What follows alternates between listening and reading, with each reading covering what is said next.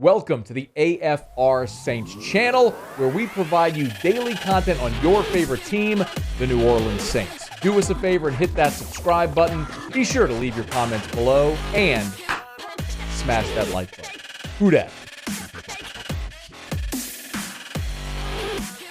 Adam Troutman comes in motion to the left. Three receivers left. Right hash mark, back to pass is Simeon.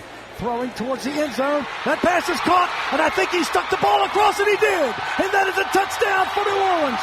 Far side, Kenny Stills.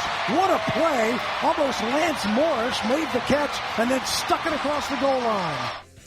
Mike Hollis, courtesy of the New Orleans Saints Radio Network. That touchdown reception by Kenny Stills came with 1:01 remaining in the game.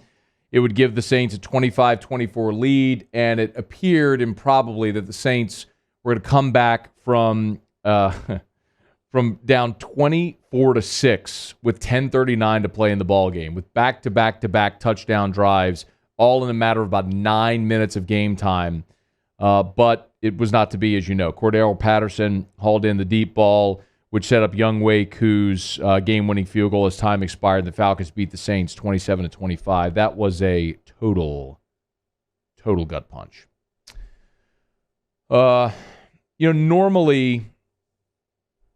Normally bad losses, like the Saints losing to the Giants earlier this year, when you're up 11, you're up 2 scores with 8 minutes to play at home, and you blow that game, or a game like Sunday in the Dome where you rally, you take a lead with a minute left, and then you throw up on yourself and give up the lead just as quickly as you snatched it. Like, normally losses like that are the thing that define your season, unfortunately. If this team misses the playoffs by a game, we're going to look back and go, those 2 games at home where you blew it. If this team is a wild card team, because you realize if the Saints had won that game yesterday, they'd be leading the division. They'd be tied with Tampa at 6-2 and then have the head-to-head. The Saints would be leading the division. If you're a wild card team instead of a division champion, you'll look back at this and go, that's why. If you're in the wild card round, but you're playing on the road instead of at home, you're going to look back and go, this is why. These are the losses that define the season. When you get the improbable win, like you got in the opener against Green Bay when you were a nomad team playing a home game in Jacksonville, or you get the improbable win with Jameis Winston tearing his ACL and you still managed to beat the Bucs like you did, those are offset when you have the equally improbable losses, like the blown lead at home against the Giants or what happened Sunday against the Falcons. Just, it's devastating that it happened that way, but it also does define who you are. And yes, the Saints are sitting there at 5-3 right now, but the larger the sample size grows, the more we understand who this team is and what they are, and this is what they are.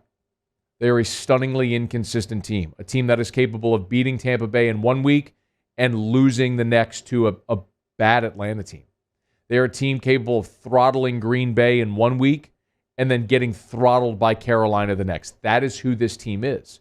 And unfortunately, when we watched back-to-back-to-back 7-9 seasons from 2014, 15, 16, these are the types of games that illustrated, that colored that period for the Saints. And unfortunately, it feels right now very similar. You do have a championship caliber defense. And yes, your offensive line is very good. I don't think there's any debating that. And you have one of the best offensive players, skill players in the NFL in Alvin Kamara. But consistently putting things together has just not been there for this team. And yesterday, it was the receivers, who are awful, that let you down. And it wasn't just one, it was all of them. Kenny Stills dropped the deep ball in the first half. Adam Troutman had 2. He might be the most disappointing player on this team, and I hate to say that because I like Adam Troutman. I was bullish on him when they drafted him out of Dayton, and last year as his role increased in the offense, it was very clear they were moving on from Jared Cook, and we talked about him potentially having a year 2 like Jimmy Graham had his second year in the NFL, and it has not materialized. From a blocking or pass catching standpoint, he has been a major disappointment this year. Now, I'm not giving up on Troutman yet, but he has been disappointing. Even your best receiver right now, Deontay Harris, the sliding catch that he couldn't hang on to in the first half. Tre'Quan Smith had a drop in the first half, but that's Tre'Quan Smith. We know who he is. Five drops in the first half alone. I don't care who your quarterback is. 5 drops will crush an NFL team in a game where the margin is so small.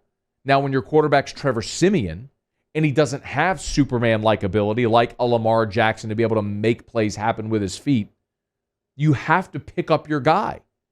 And the Saints right now don't have a receiving option that can consistently do that. And you saw it in the first half, which is why the Saints were held scoreless in the first half. I mean, any one of those receptions that keep a drive alive, who knows how much different that might be, sort of the butterfly effect. As you carry it on. The deep pass on the first drive to Kenny Stills, if he hauls in that ball, you're in field goal range already. Maybe you get a touchdown to open the game. You didn't, because Kenny Stills dropped the ball that he should have had.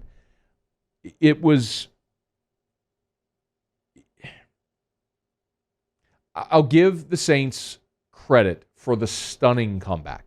You had to get stops. The defense did. And then you had to make plays. The offense did.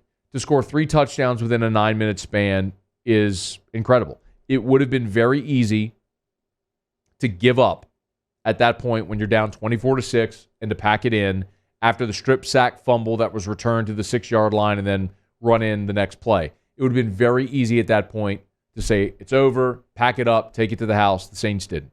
They came all the way back and took the lead, but learning experience for Paulson Adebo, who got toasted by Cordero Patterson, put him in position. Then even after that,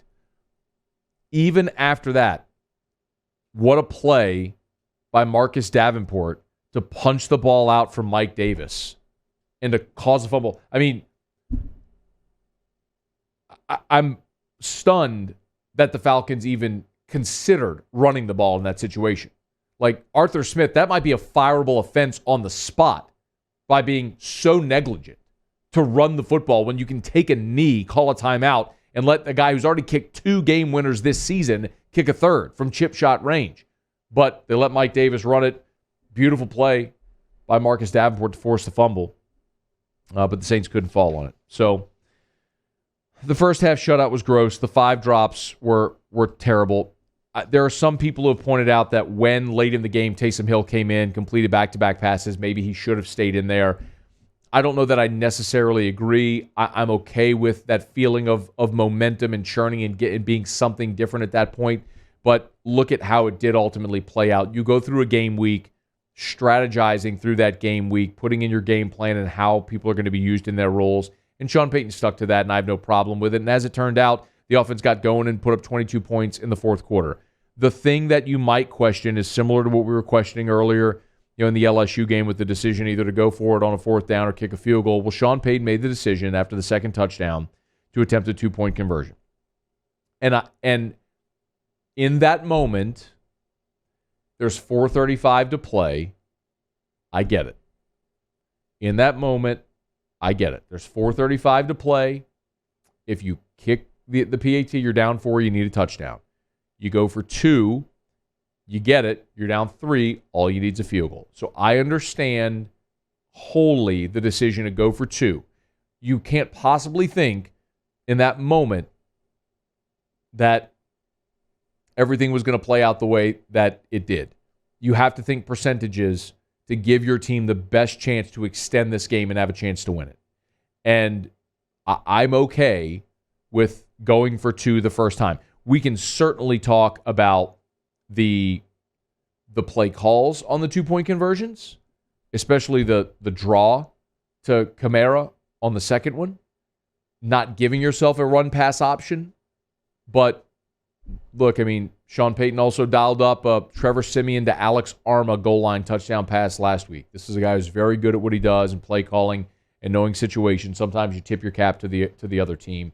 That's probably what you have to do to Atlanta there. But It wasn't meant to be for the Saints against the Falcons. It sucks doubly that it was the Falcons. It would have been so nice to put another notch in the belt of blown Falcons leads with 28-3, the two horrible blown leads last year, like the one against Detroit. I mean, those stockpile on a franchise like Atlanta, it gets in your head.